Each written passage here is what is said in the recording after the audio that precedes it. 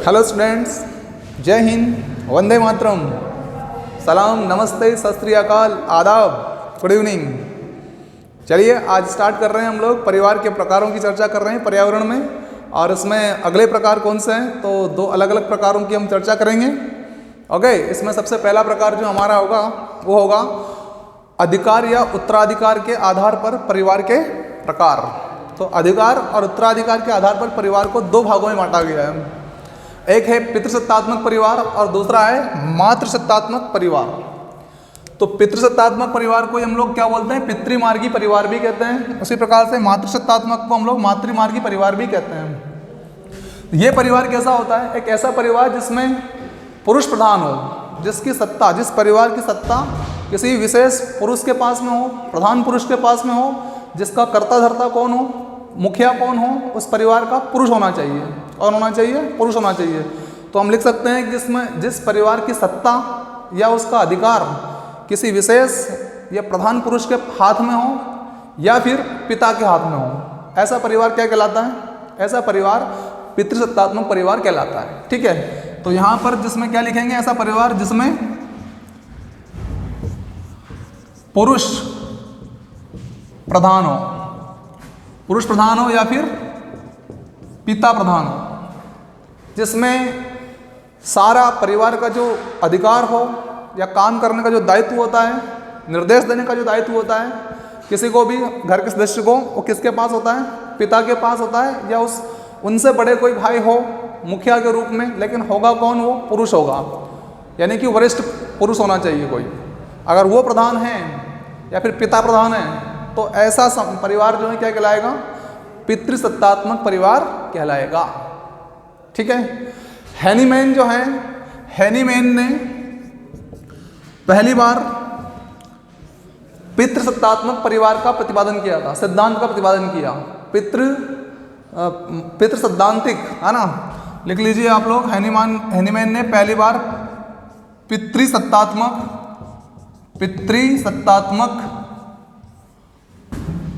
सिद्धांत प्रतिपादित किया। तो पूछा जाता है कि पितृसत्तात्मक सिद्धांत किसने प्रतिपादित किया, तो हैनीमैन ने किया था। ओके, अब ये परिवार कहाँ पे पाए जाते थे, तो लगभग संपूर्ण भारत में पाए जाते हैं। पितृसत्तात्मक परिवार लगभग संपूर्ण भारत में पाए जाते हैं, लगभग संपूर्ण भारत में पाए जाते हैं। ठीक है, दूसरी चीज, जो पितृसत्तात्मक परिवार होते हैं उनमें एक प्रणाली की बात चर्चा की जाती है कि भाई प्रणाली किसे क्या, कौन सी एक प्रणाली होती है। तो वास्तव में इसे एक नाम दिया गया, एक प्रणाली का भी नाम दिया गया, जैसे कि संरचना और व्यवहार की वह प्रणाली, संरचना और व्यवहार की वह प्रणाली जिसमें एक पुरुष महिला पर अपनी प्रधानता दिखाता हो, उसे उत्पीड़ित करता हो, उस महिला को उत्पीड़ित करता हो, शोषित करता हो। परिवार की ऐसी प्रणाली पितृसत्तात्मक प्रणाली कहलाती है। समझ में आया? संरचना और व्यवहार की वह प्रणाली जिसमें पुरुष स्त्री पर या महिलाओं पर क्या दिखाता हो, अपनी प्रधानता दिखाता हो, है ना, एवं उसे उत्पीड़ित करता हो और शोषित करता हो। ऐसे परिवार की प्रणाली को हम क्या कहते हैं, पितृसत्तात्मक प्रणाली कहते हैं। तो ये बात भी आप याद रखिए। ठीक है, तो ये हो गया हमारा कौन सा परिवार, पितृसत्तात्मक परिवार, जिसमें पुरुष, वरिष्ठ पुरुष प्रधान होता है या पिता प्रधान होता है। ठीक है, लगभग संपूर्ण भारत में पाए जाते हैं। और हैनीमैन ने सर्वप्रथम पितृसत्तात्मक सिद्धांत का प्रतिपादन किया था। ओके स्टूडेंट्स, चलिए आगे बात करते हैं मातृसत्तात्मक परिवार या मातृमार्गी परिवार। ऐसा परिवार जिसमें वरिष्ठ महिला जो होती है वो प्रधान होती है या माता प्रधान होती है। ओके, तो ये बात भी लिख लीजिए, वरिष्ठ महिला प्रधान हो या फिर माता प्रधान हो, माता जी जो होती है हमारी वो प्रधान हो। ठीक है, तो ऐसे परिवारों को क्या कहेंगे हम लोग, ऐसे परिवारों को हम मातृमार्गी या मातृसत्तात्मक परिवार कहेंगे। ओके, बेचाफेन नाम के एक पर्यावरणविद रहे हैं जिन्होंने परिवार का जो प्रारंभिक स्वरूप बताया है वो मातृसत्तात्मक बताया है, बेचाफेन, और उनके साथ ब्रिफाल्ट नाम के भी थे। ठीक है ना, तो ब्रीफाल्ट एंड बेचाफेन, इन दोनों ने क्या कहा है कि जो परिवार की शुरुआत हुई थी प्राचीन काल में, तब जितने भी परिवार थे वो कैसे थे, वो मातृसत्तात्मक थे, ठीक है ना। तो ब्रीफाल्ट और बेचामेन के अनुसार क्या कहा गया है कि परिवार का प्रारंभिक स्वरूप मातृसत्तात्मक था, ये कहा है इन्होंने। परिवार का प्रारंभिक स्वरूप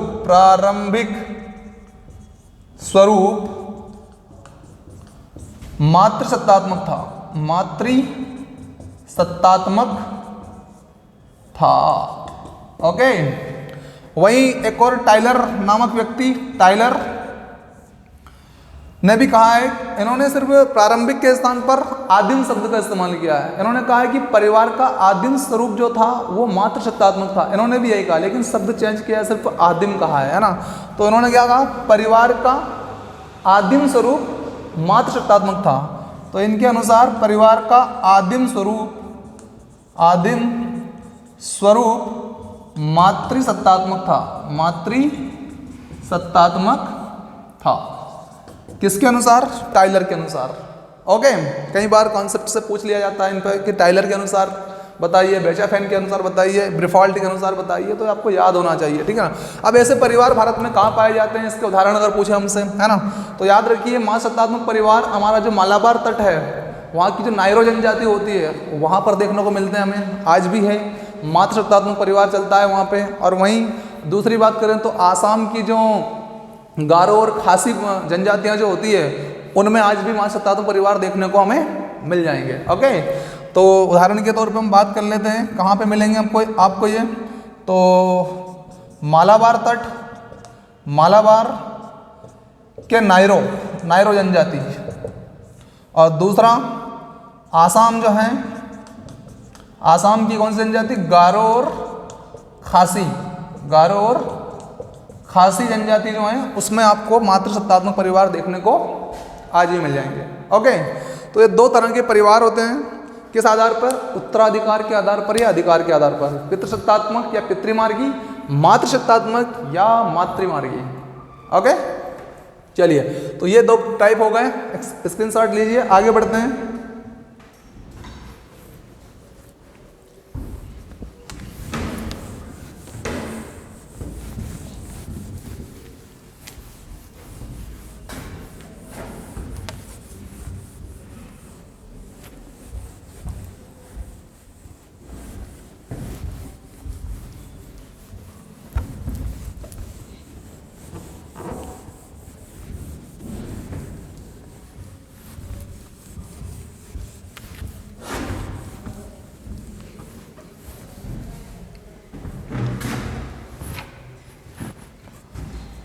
अब बात करेंगे हम लोग निवास स्थान के आधार पर परिवार के प्रकार।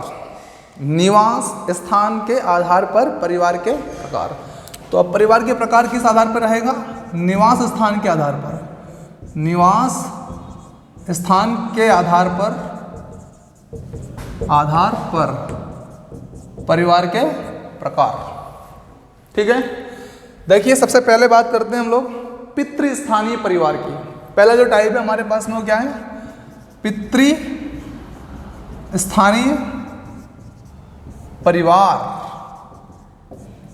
पितृस्थानीय परिवार क्या होते हैं, ऐसा परिवार जिसमें विवाह के बाद जो पति पत्नी होते हैं वो दोनों जो पति के माता पिता होते हैं वहाँ पर रहते हो, यानी कि पत्नी जो होती है वो अपने पति के माता पिता के साथ अर्थात अपने ससुराल में रहती हो, ठीक है ना। तो ऐसा परिवार कहलाएगा क्या, पितृस्थानीय परिवार।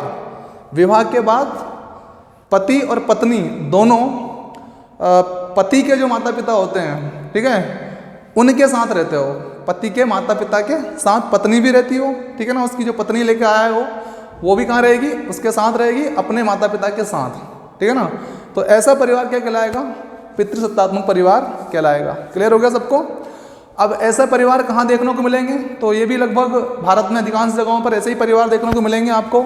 और ज़्यादातर यदि कास्ट की बात करें हम लोग, तो हिंदू और मुस्लिम परिवारों में सर्वाधिक मात्रा में ऐसे परिवार देखने को आपको मिल जाएंगे। ठीक है, तो चलिए लिख लेते हैं इस बात को कि पितृस्थानीय परिवार ऐसा परिवार जिसमें विवाह के बाद पति पत्नी जो होते हैं, पति पत्नी दोनों पति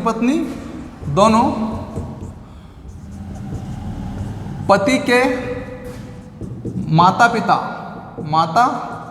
पिता के साथ अर्थात ससुराल में पत्नी जो है अपने ससुराल में पति के साथ रहती हो। ठीक है ना, ससुराल में अर्थात पत्नी के ससुराल में रहते हो दोनों हस्बैंड वाइफ। ठीक है, उसको क्या बोलेंगे हम लोग? उसको बोलेंगे हम पितृस्थानीय परिवार। पति पत्नी दोनों पति के माता पिता के साथ, पत्नी किसके साथ रहेगी? पति के माता पिता के साथ, है ना। तो पत्नी के ससुराल में रहते हो तो ऐसा परिवार क्या कहलाएगा हमारा? वो कहलाएगा पितृस्थानीय परिवार।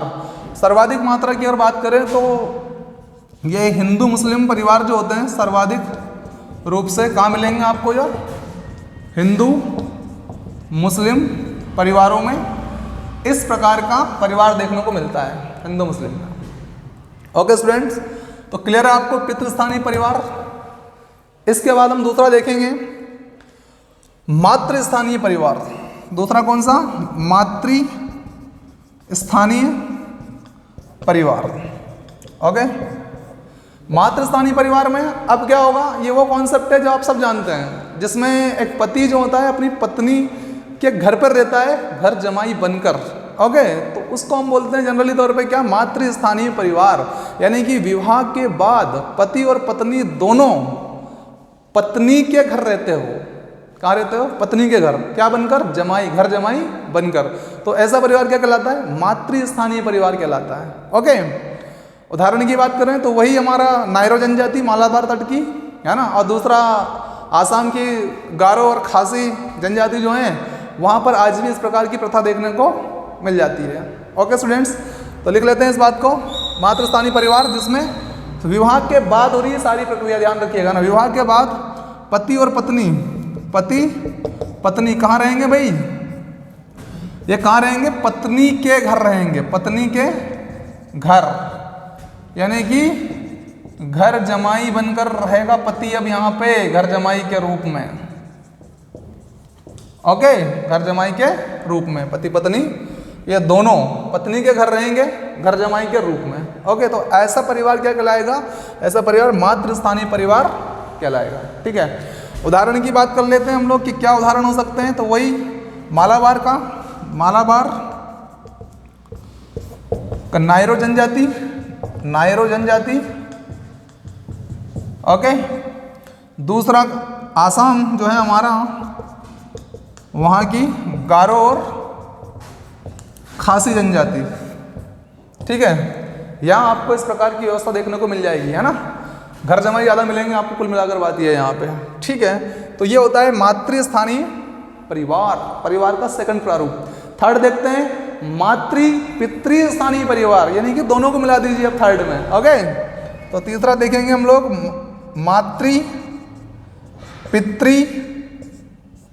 पितृस्थानीय परिवार। ओके, तो देखिए इसमें ऐसा रहता है कि विवाह के बाद जो पति पत्नी होते हैं वो दोनों स्वतंत्र होते हैं कि दोनों के जो माँ बाप है, पति पत्नी के दोनों के जो माँ बाप हैं वो कहीं पे भी रह सकते हैं, स्वतंत्र होते हैं इस मामले। यानी कि पति पत्नी चाहें तो दोनों पत्नी के घर रह सकते हैं, मतलब पति के ससुराल में। और अगर इधर से देखें कि जैसे जनरली होता ही है कि पत्नी अगर चाहे तो पति के ससुराल में रह सकती है, यानी कि दोनों जो पति पत्नी हैं वो दोनों अपने एक दूसरे के माता पिता के यहाँ रह सकते हैं या स्वयं के घर रह सकते हैं, ऐसी इसमें स्वतंत्रता होती है।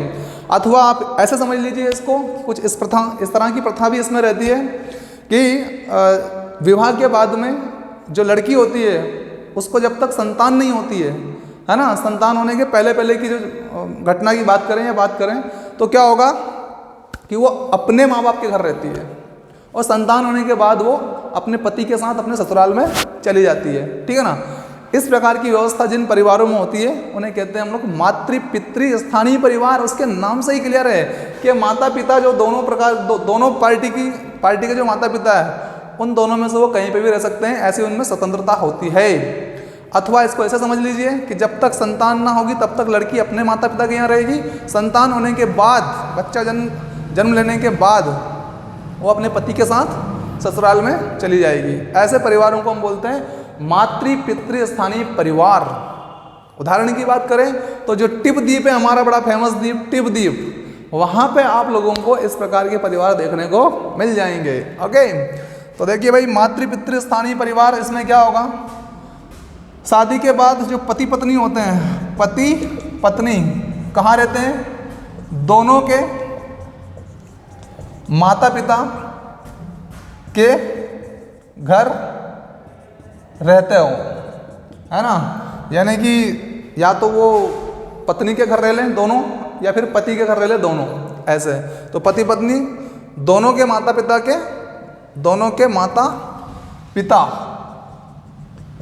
के घर रहते हो, स्वतंत्रता होती है, ठीक है ना। अथवा बच्चा जन्म लेने से पहले लड़की जो होगी वो कहाँ रहेगी, अपने माँ बाप के साथ, और बच्चा होने के बाद वो चली जाएगी अपने पति के साथ अपने ससुराल में। इस तरह की व्यवस्था जहाँ देखने को मिलती है उसको कहते हैं हम लोग मातृ पितृ स्थानीय परिवार। उदाहरण की बात कर लेते हैं भाई, उदाहरण है इसका फेमस टिप द्वीप।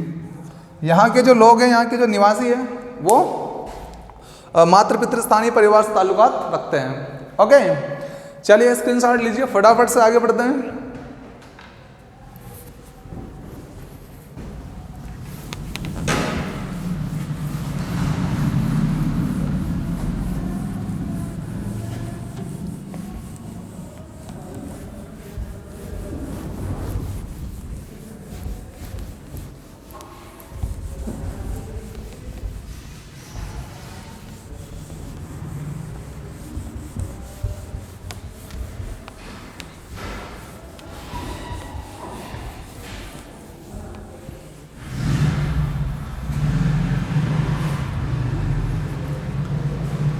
चलिए देखते हैं चौथा प्रकार कौन सा है हमारा। तो चौथा प्रकार है हमारे पास में नव स्थानीय परिवार। नव स्थानीय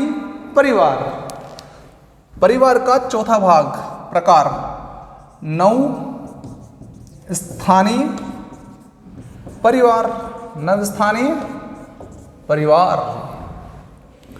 नाम से ही क्लियर है, जैसे कि विवाह के बाद जो पति पत्नी होते हैं अब दोनों के माँ बाप के घर नहीं रहेंगे, ना तो पत्नी पति के घर रहेगी मतलब अपने ससुराल में, और ना ही पति जो है वो घर जमाई बनकर रहेगा। दोनों कंडीशन फेल है यहाँ पे, ठीक है। तो क्या है फिर, अब शादी के बाद दोनों मियाँ और बीवी अर्थात पति पत्नी जो है ये जोड़ा किसी नए स्थान पर, किसी दूसरी जगह पर, अन्यत्र कहीं पर अपना आशियाना बना लेते हैं, ठीक है ना। तो ऐसे परिवार को क्या कहते हैं हम लोग, ऐसे परिवार को नव स्थानीय, नया स्थान ढूंढ लेते हैं। ना तो इनके माँ बाप के घर ना उनके माँ बाप के घर, हम अपना आशियाना कहाँ बनाएंगे भाई, नई जगह बनाएंगे, अन्यत्र कहीं बना लेते हैं अपने रहने का निवास स्थान। तो ऐसे परिवार कहलाते हैं नव स्थानीय परिवार। ओके, तो देखिए लिख देता हूँ मैं आपके लिए नव स्थानीय परिवार। तो पति पत्नी जो होंगे भाई, पति पत्नी कहाँ रहेंगे, अन्यत्र कहीं रहेंगे, अन्यत्र आशियाना बनाते हैं। आशियाना मतलब अपना रहने का स्थान, ओके, आशियाना बनाते हैं, ठीक है ना। अन्यत्र कहीं आशियाना बनाते हैं, इसका मतलब क्या, यानी कि वो लोग ना तो पति के माता पिता के यहाँ रहेगी पत्नी और ना ही पत्नी के माता पिता के यहाँ पति रहेगा। तो यहाँ पे आशियाना कहीं और बनाया जाएगा। ओके, तो उसको क्या बोलेंगे हम लोग, उसको बोलेंगे नव स्थानीय परिवार। नव स्थानीय परिवार, पति पत्नी अन्यत्र कहीं आशियाना बना के रहते हैं। ओके, अब बात करते हैं कि ऐसा जो परिवार है वो कहाँ देखने को मिलेगा। तो ऐसा परिवार हम लोगों को नाइजीरिया क्या हौसा जनजाति जो है, हौसा जनजाति में देखने को मिल जाएगा। ओके स्टूडेंट्स, तो देखिए आप लोग नाइजीरिया, उदाहरण लिख रहे हैं हम लोग, नाइजीरिया की कौन सी जनजाति मिलेगा, ये हौसा जनजाति में नव स्थानीय परिवार देखने को मिलते हैं। नव स्थानीय परिवार देखने को मिल जाते हैं आपको। ओके, अगला जो परिवार का प्रकार है वो है हमारा मामा मातुल परिवार। मामा मातुल परिवार चौथे से 5वें नंबर पे है ये मामा, या कह देंगे हम लोग मातुल, मामा मातुल परिवार। ओके, जैसे कि नाम से ही क्लियर हो रहा है मामा और मातुल परिवार। इसका मतलब ये कि विवाह के बाद पति पत्नी दोनों कहाँ रहेंगे? जो पति के मामा होंगे ना उनके घर रहेंगे। तो इस प्रकार की जो व्यवस्था जिन परिवारों में होती है उन्हें क्या कहते हैं हम लोग? उस परिवार को कहते हैं मामा मातुल परिवार। तो कहाँ पे रहेंगे दोनों हस्बैंड वाइफ?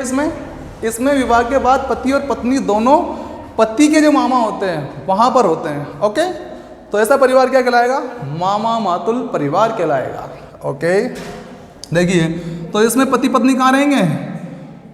इसमें पत्नी जो रहेगी और पति दोनों पति के मामा के घर रहते हो, पति के मामा के घर रहते हो।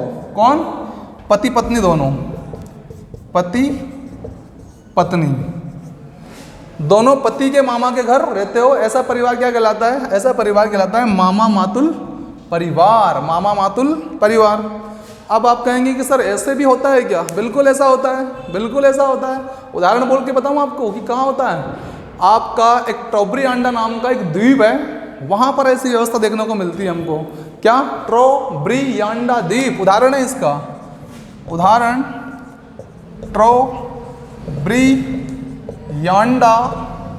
ट्रोब्रियांडा द्वीप। यहाँ पर ऐसी व्यवस्था देखने को मिलती है। यहाँ की जनजातियाँ होती हैं, इस प्रकार का विवाह करते हैं और मामा मातुल परिवार उनकी विशेषता है। ओके स्टूडेंट्स, तो ये हमारा 5वां प्रकार हो गया मामा मातुल परिवार, जिसमें पति के मामा के यहाँ दोनों हस्बैंड वाइफ निवास करते हो। ठीक है, उदाहरण ट्रोब्रियांडा द्वीप। ओके, अगला देखिए छठे प्रकार की बात करेंगे हम लोग कि छठा प्रकार कौन सा होता है। आप बता सकते हैं छठा परिवार कौन सा होता है? कमेंट बॉक्स में जरूर बताइए जिन लोगों को पता है कि छठा परिवार कौन सा है हमारा। ओके, चलो मैं बता देता हूँ आपको। उभय या द्विस्थानीय परिवार छठा प्रकार है हमारा। उभय या कह सकते हैं इसको द्विस्थानीय परिवार। द्विस्थानीय परिवार का छठा प्रकार निवास स्थान के अनुसार उभय या द्विस्थानीय परिवार होता है। इसमें क्या होता है?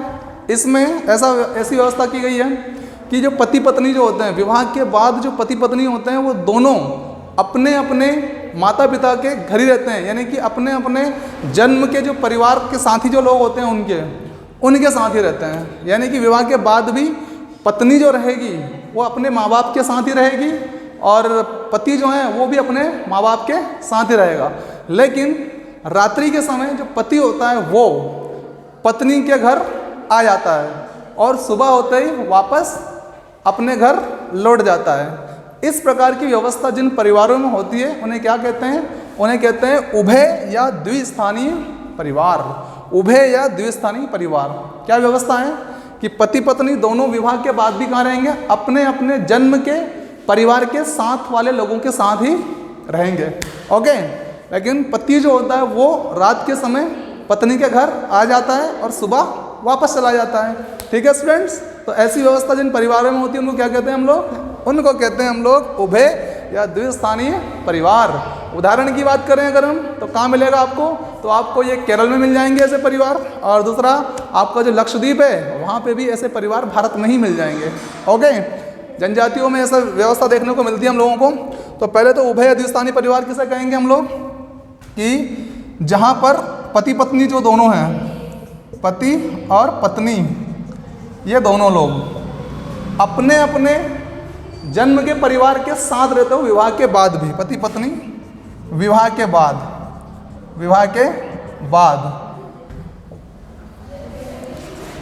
अपने अपने जन्म के परिवार वालों के साथ रहते हो, परिवार के साथ रहते हो। ठीक है ना। दूसरा, पति जो है वो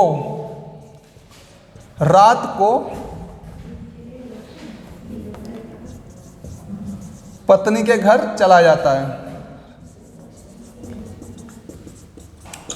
और सुबह वापस अपने घर लौट जाता है। ओके, ऐसे परिवार क्या कहलाते हैं? ऐसे परिवार कहलाते हैं उभय या द्विस्थानी परिवार। उदाहरण की बात करें तो केरल में हमें मिल जाएंगे ऐसे, केरल और लक्षद्वीप। लक्षद्वीप, यहाँ पर आप लोगों को ऐसे परिवार देखने को मिल जाएंगे। ओके स्टूडेंट्स, तो ये हो गया हमारा निवास स्थान के आधार पर परिवार के प्रकार, जो कि 6 प्रकार के परिवार मिलते हैं इस आधार पे हमको। ओके स्टूडेंट, तो आज के लिए इतना ही, मिलते हैं कल इसी समय पर। ओके, अगले सेशन को लेकर आएंगे कल वापस आपके लिए, तो इसको अच्छे से पढ़ें आप लोग। और पढ़ने के बाद लास्ट में हम लोग क्या करेंगे, लास्ट में हम लोग जब हमारा इकाई, परिवार वाली इकाई पूरी कंप्लीट हो जाएगी, उसके बाद इसके पूरे जितने भी क्वेश्चन बनते हैं उन पर भी काम करेंगे हम लोग। ओके, तो आज के लिए इतना ही, bye, good night, see you.